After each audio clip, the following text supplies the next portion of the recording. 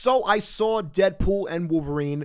If you didn't see my non-spoiler review, I suggest checking that out before checking this one out, because I'm not going to really talk too much about what we saw in terms of like plot and everything like that. I kind of want to go into detail on certain things, explain certain things. So if you want just a non-spoiler one, go check that out. If you didn't see the movie, I suggest clicking off this, because again, there will be spoilers for Deadpool and Wolverine.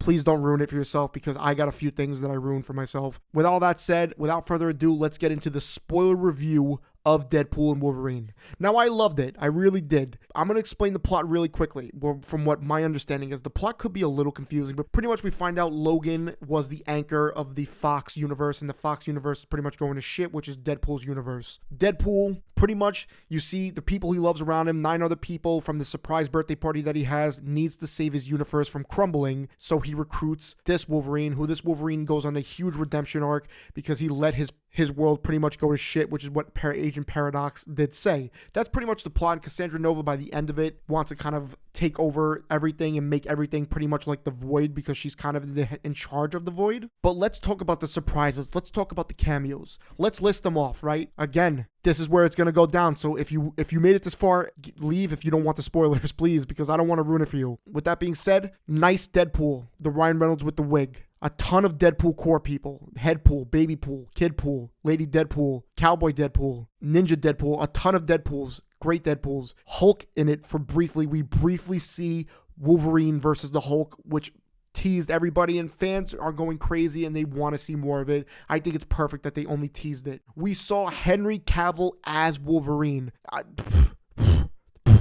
I loved it. Henry Cavill's Wolverine, and Deadpool even makes a joke at DC saying the guys down the block treated him horribly. It was great seeing him. Chris Evans as the Human Torch, returning as Human Torch, and he has more of just a cameo. He has a little bit of a role, and it's really good. I mean, I'm surprised at how much I liked Chris Evans as Human Torch in this movie. The bigger ones that we saw a little later on: Blade, Wesley Snipes, Elektra, X-23, and Channing Tatum as Gambit. That's all I gotta say is they did perfect. I mean, they did these characters justice. Blade was great. Elektra was great. X-23 has this huge role and a big reason why Wolverine has this big redemption arc in this movie.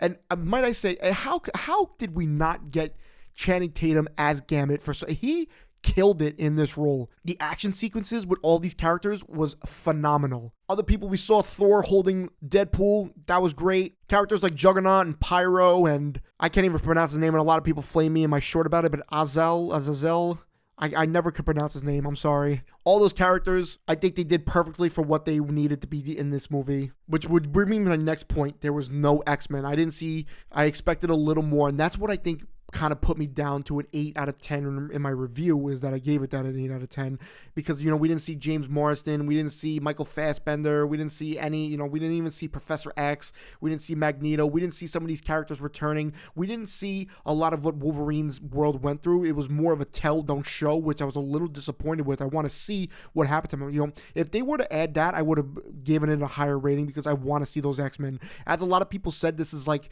a love letter to the Fox universe, and I feel like we should have seen some Fox characters, and that's just me being a baby, honestly, because a lot of people could probably get enjoyment without seeing them, and that's fine, but I think I set myself high so much. I was expecting to see these X-Men, which is alright, I guess, to not see them, because I still gave it a great score. 8 out of 10 is a great score, and I think it's perfectly rated for that, but you let me know what you think of that.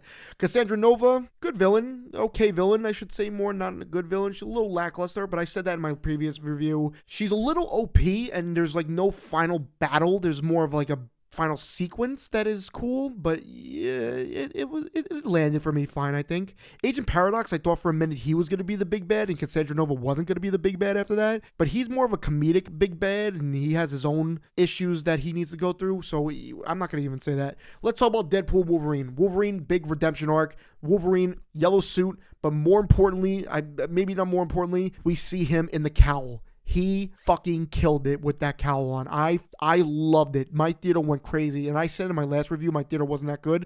That was one of the things my theater went crazy for, is when he put that cowl on. And I will always love that now because that was great. And Deadpool, perfect. What Ryan Reynolds kills it as Deadpool again. Ryan Reynolds kills it as nice Deadpool. He kills it as Deadpool, and it's just, he's great. I'm going to say again, 8 out of 10 is my review. The plot was good. Everything was pretty good. You know, everything, the music was perfect.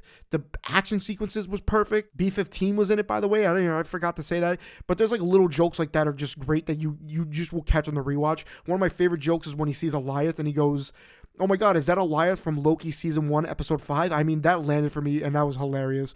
But that was my spoiler review. We're going to talk more about it and break it down. There is a post-credit scene, so yeah, check that out, you know, with Chris Evans' Human Torch. Let me know what you thought of it if you saw it. Let me know if you have any agreements with this or if you have any disagreements with it. I want to see what you guys have to say. And thanks for watching.